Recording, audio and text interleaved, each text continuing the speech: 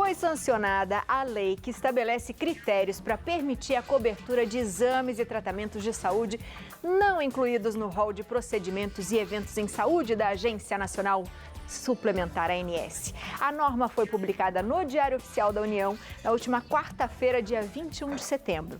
Sobre esse assunto, a gente conversa agora com um advogado especialista em Direito da Saúde, ele que sabe muito e sabe explicar tudo pra gente, doutor Elton Fernandes. Doutor, seja muito bem-vindo à nossa casa. É um prazer estar aqui com você e com o Léo novamente. É uma honra para mim sempre participar do programa. O prazer é todo nosso. Doutor, eu falei isso porque eu acho tão bonitinho quando eu vejo nas suas redes, quando você explica alguma coisa, os comentários das pessoas. É tão gostoso isso, legal, né, doutor? É legal porque a gente consegue levar para o público uma informação que às vezes a gente não muda o mundo, mas a gente às vezes pode mudar com uma informação ou a vida de alguém concretamente, né? Uma informação que faz com que alguém consiga um direito que ela achava que não tinha. Abrir uma luz às vezes, né? Acho que essa é a missão de vocês aqui e a gente tenta sempre auxiliar nisso. Muito gostoso isso. Que bom, viu, doutor, que o senhor está aqui. É um prazer. Vamos recapitular o que é o rol? Vamos lá. É o seguinte, a ANS, antes a cada 2 anos e agora já não tinha mais prazo. De vez em quando ela ia incluindo medicamentos, procedimentos e exames dentro de uma lista. O que os planos de saúde passaram a entender? Eles passaram a dizer o seguinte, eu só devo pagar o que está nessa lista. Espertos, né? Então, em junho desse ano, a Justiça deu razão parcialmente aos planos de saúde e diz o seguinte, olha, o plano de saúde só vai ter que pagar o que está na lista. Acontece, sabe, que tem exemplos muito duros de que não estão na lista. Vamos dar um exemplo concreto aqui. As pessoas que têm enxaqueca crônica, por exemplo, hoje às vezes tem medicamento que a gente chama de imunobiológico para elas. São medicamentos que ela vai tomar no ambulatório médico tal, e que vão tratar essa enxaqueca. A ANS nunca incluiu esses medicamentos no rol. Às vezes, mulheres com câncer, por exemplo, eram obrigadas a fazer quimioterapia tendo já um exame para elas, científico, muito bem aceito na comunidade médica, que permite inclusive o seguinte, saber, essa mulher precisa fazer químio ou não? Será que se ela só fizer a mastectomia e ela fizer a retirada dessa mama, ela já não está curada? Eu preciso mesmo fazer uma quimioterapia? Note, um exame como esse é importante até para as operadoras economizarem também, né? Além de ser agressivo para uma mulher ter que fazer a quimioterapia. Acontece que a ANS nunca tinha incluído esse exame, por exemplo, no rol. A Justiça, quando diz que só vai pagar o que está na ANS, provoca, felizmente, para o nosso bem, uma mobilização dos deputados, senadores, de todo mundo. Muita gente vai dizer, é ano eleitoral, e aí tal. Olha, gente, seja lá como for, é bom para o consumidor. Exato. Ainda que pelas razões, no momento, talvez não, mas é bom para o consumidor que tenha sido assim e que os congressistas todos tenham se mobilizado em favor dos consumidores. Então, aprovou-se uma lei agora que diz basicamente o seguinte, mesmo não estando nessa lista da ANS, se for um exame ou um tratamento com respaldo científico, eles chamam de respaldado em medicina baseada em evidências, quer dizer, se for científico, tem que ter cobertura pelo plano de saúde, o que é muito bom, porque agora a gente tem uma ampla lista de coisas que não estavam, como eu dei exemplo aqui, de enxaqueca, ou mesmo esse exame para mulheres, que agora terão que ser cobertos, por exemplo. E aí, como que é feito isso, doutor? Não tem na lista da ANS, o que eu tenho que fazer? Pedir para o meu médico, enviar alguma coisa para onde? Exato. Excelente pergunta, porque agora passa a ser o seguinte, o médico faz o relatório e se não estiver no rol de procedimentos da ANS, ele deve colocar o seguinte, olha, não está no rol, mas esse tratamento aqui é científico e ele vai justificar. Por exemplo, está indicado na bula o tratamento para essa pessoa ou isso aqui tem estudos clínicos que mostram a evidência, tá? Ele vai ter que fazer uma justificativa mais técnica, mas com base nisso, a operadora de saúde, diz a lei, ela deve autorizar. Então, se o médico tiver um respaldo científico, técnico, dizendo não está no rol, não está na ANS, mas é científico, vai ter que ter cobertura. Que legal, porque antes a gente estava falando até que as pessoas estavam lutando, né, para dizer, se o médico comprovar que eu preciso disso, eu posso entrar na justiça e conseguir. Agora está muito mais fácil. Mais fácil, sim. Né? Se as operadoras de saúde cumprirem a lei, vamos pensar assim, vai estar muito mais fácil. Porque o objetivo da lei, claro, é, primeiro, desafogar o judiciário. Né? É falar o seguinte, as pessoas, e fala aqui assim, as pessoas na verdade, puxa, quanta gente que não tem acesso, não tem possibilidade de contratar um advogado para entrar com uma ação judicial, né? E as pessoas às vezes tinham que, às vezes, se descapitalizar, pagar caro por isso. Agora, em tese, pelo menos, se elas cumprirem a lei, ninguém mais vai precisar entrar na justiça. Claro que, na prática, a gente sabe que muita operadora vai falar assim, eu não vou cumprir essa regra. Esses consumidores têm duas opções. Eles podem denunciar o caso na ANS, eles podem entrar no site da ANS, ligar para a ANS, fazer uma denúncia e se não resolver, eles podem aí sim entrar com uma ação judicial. E é só a comprovação médica, científica já é o suficiente? É o suficiente. A lei diz que sim. Claro que existem aí exclusões legais. Vamos pensar, né? Ainda ontem alguém me perguntava o seguinte, Elton, existem evidências científicas de que se eu fizer uma cirurgia estética, eu vou melhorar, vou ficar mais feliz e vou conseguir tal. Digo, olha, não é bem assim. Porque procedimentos estéticos, por exemplo, eles não estão cobertos pelo plano de saúde. E tá tudo bem, gente. Não a gente não tem sistema no mundo, público ou privado, que cubra absolutamente tudo essas questões estéticas. A gente tem que diferenciar com tudo o seguinte, o que é exclusivamente estético e o que é assim, um procedimento funcional que até pode trazer ganho estético. Então vamos dar um exemplo concreto. As mulheres, por exemplo, muitas vezes que têm a mama muito grande, elas sofrem problemas graves de coluna, né? E essa cirurgia, por exemplo, não está no rol da ANS. A ANS não respalda a cirurgia para a diminuição do tamanho das mamas, não por uma questão estética, mas para aquela mulher que de fato tem um problema nas costas já, ou que pode desenvolver esse problema nas costas. A partir daqui, em tese, pelo menos, se a operadora cumprir a lei, vai haver respaldo do médico, vai haver respaldo científico e vai ter que haver cobertura para essas mulheres. A pessoa que tem enxaqueca grave e que ela precisa de um tratamento que é feito em ambulatório médico, não esses medicamentos da farmácia triviais, mas aqueles que são de fato muito caros, né? Tem medicamento para enxaqueca que custa R$1.000, R$1.200, R$1.500 mês. E a enxaqueca é uma doença que acomete milhões de brasileiros. Essas pessoas, elas passam a ter cobertura pelo plano de saúde porque é científico o tratamento que elas precisam. Então a grande questão é ter respaldo científico. É tudo o que deve pagar? Não, existem exclusões até legais, como esse caso da cirurgia estética, por exemplo, tá? Mas alarga-se muito a cobertura agora. Os planos vão ter que pagar, sim, tudo que está no SUS, isso já está definido, e vão ter também que agora pagar o que é científico, o que está reconhecido pela ciência. E aí, doutora, a pergunta que não quer calar, que eu acho que quase todo mundo está pensando isso. E meu plano de saúde vai aumentar? Pois é, essa é uma boa pergunta, porque as operadoras, claro, elas vão pressionar muito agora, dizendo vai subir e tal. Olha, num primeiro momento, o que a gente acha é assim, o mercado tem ocorrido uma concentração.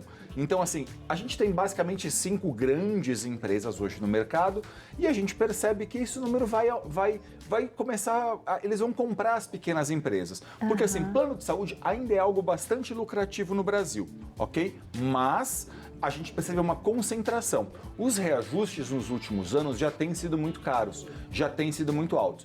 Bem por isso, Abi, quando a gente veio aqui algumas vezes já, a gente sempre dá a dica para o consumidor de dizer o seguinte, gente, se for possível, sobretudo você que mora numa cidade pequena, por exemplo, mora numa cidade do interior, às vezes, contratar um plano de saúde individual ou familiar é um melhor negócio do que contratar um plano empresarial. Claro, Elton, na minha cidade não vendem planos individuais ou familiares. Tudo bem, gente. Mas se for possível, contrate. Ai, mas é um pouco mais caro agora no começo. É um pouco mais caro no começo, mas esse plano individual ou familiar, ele tem um reajuste limitado e definido pela ANS. Então, no médio prazo, vai ser muito mais barato ao consumidor ter um plano de saúde individual ou familiar. Por que a mesma operadora que vende um plano individual ou familiar oferece um empresarial mais barato? Porque ela, numa visão de curto prazo, quer te atrair para esse plano empresarial.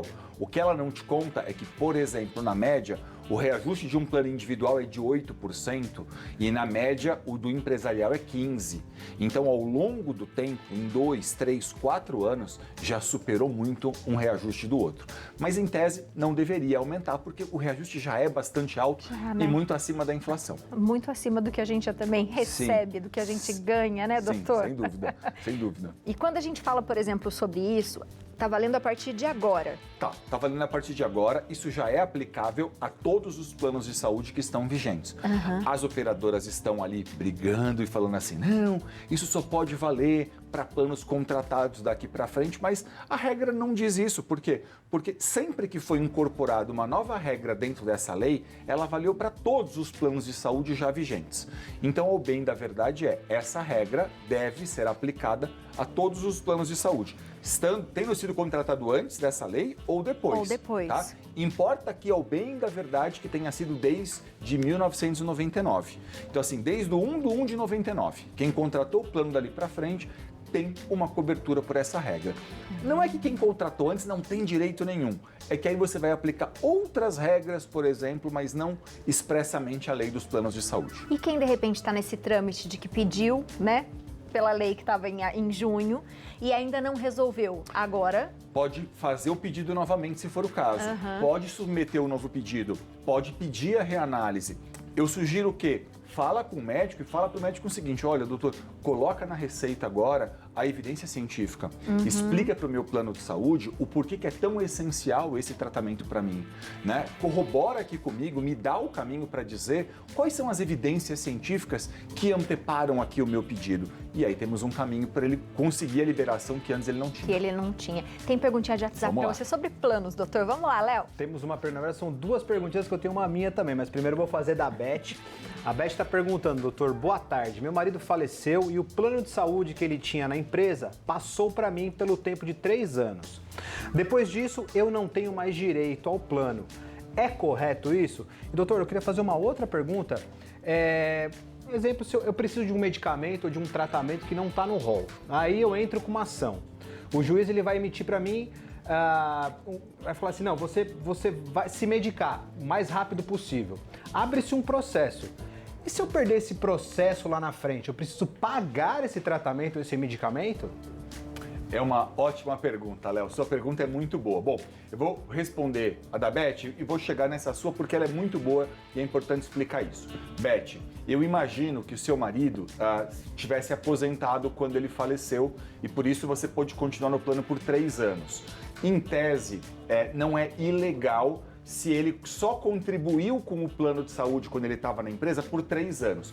Os demitidos que não estão aposentados podem continuar no plano de saúde por 2 anos. Os aposentados que aí faleceram trabalhando ou que eventualmente foram demitidos, esses vão poder continuar num plano de saúde por mais tempo, talvez até 10 anos, talvez para sempre. Então assim, contribuir com o pagamento da mensalidade por 1 ano aposentado, eu tenho direito a continuar 1 ano com o plano. 2 anos eu contribuí? 2 anos. Se eu contribuir mais de 10, aí é para sempre, tá? Agora, é importante dizer o seguinte, quem está doente não pode ter o plano de saúde cancelado. A justiça tem reiterado o seguinte, aí não importa mais se o marido cumpriu a regra, a lei, não importa mais isso. O fundamento aqui é a própria subsistência da pessoa, é o tratamento médico dela. A operadora de saúde não pode cancelar o contrato de quem está doente, salvo se a pessoa tiver fraudar o plano de saúde, porque é justa causa, ou ela ficar inadimplente com a mensalidade mais de 60 dias. Agora, em nenhuma hipótese, essas pessoas que estão doentes podem ter cancelado o plano de saúde, tá?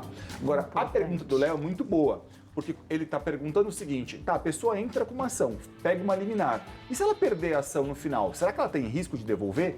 Tem risco. Então, assim, uma liminar, uma ordem judicial, ela tem que ser muito bem sopesada. Será que vale a pena entrar com a ação? Quais são as possibilidades e o risco daquele caso especificamente? Porque isso pode acontecer. Note, não é tão comum isso acontecer, porque se um juiz te deu a liminar, ele está antevendo que você aparentemente tem direito. Já conseguiu, né? vamos dizer assim, olha, né? Eu estou entendendo aqui que tem razão naquilo que você está dizendo para mim e estou entendendo que tem urgência. Então, não é comum que isso aconteça, mas é possível. Por isso é muito importante fazer uma ação judicial, procurar quem entende do negócio e procurar sempre ter um bom embasamento médico. Procurar que o médico faça um relatório bom, explique, justifique, coloque o embasamento científico, porque a justiça vai analisar isso. Então tudo isso vai compor. Agora, se conseguiu eliminar, tende a ganhar lá no final, mas é sempre importante ficar atento a essas questões. É um risco, né, doutor? É um risco. Ai, ai, ai. Doutor, muito obrigada por hoje. Seja sempre bem-vindo à nossa casa, viu? Eu adoro estar aqui com vocês, na Casa Mariana da Fé. Muito obrigado pelo convite e eu espero estar aqui mais vezes com vocês. Nós que agradecemos. Bombou de pergunta, Mayara? Então já vamos chamar o doutor de novo? Vamos, para responder as perguntas do WhatsApp. Pode ser, doutor? Pode ser, e pode dizer o seguinte, pode deixar na rede social do Santa Receita, e aí eu vou lá e respondo para as pessoas depois na rede social mesmo. Então pode deixar na rede social do programa, eu vou entrar depois na rede social, vejo os comentários e vou responder todo mundo, prometo. Olha que belezinha, minha gente. Você de casa aproveita para seguir o doutor, para ver os vídeos dele no YouTube, que sempre que eu tô com dúvida eu falo, vou lá no Dr. Elton. Eu clico lá e fico ouvindo o doutor, viu? Ouço o senhor dirigindo, faço... Eu vou, tá? Prazer imenso. @ Elton Fernandes Advogado e o site é eltonfernandes.com.br. Doutor, sempre muito esclarecedor, viu? Muito obrigado pelo convite. É importante para mim estar aqui, esclarecer a dúvida de todo mundo e é uma honra para mim participar dessa casa. Muito obrigado. Obrigada, doutor. Amém. Bom demais, sempre uma aula com o doutor, né, Léo?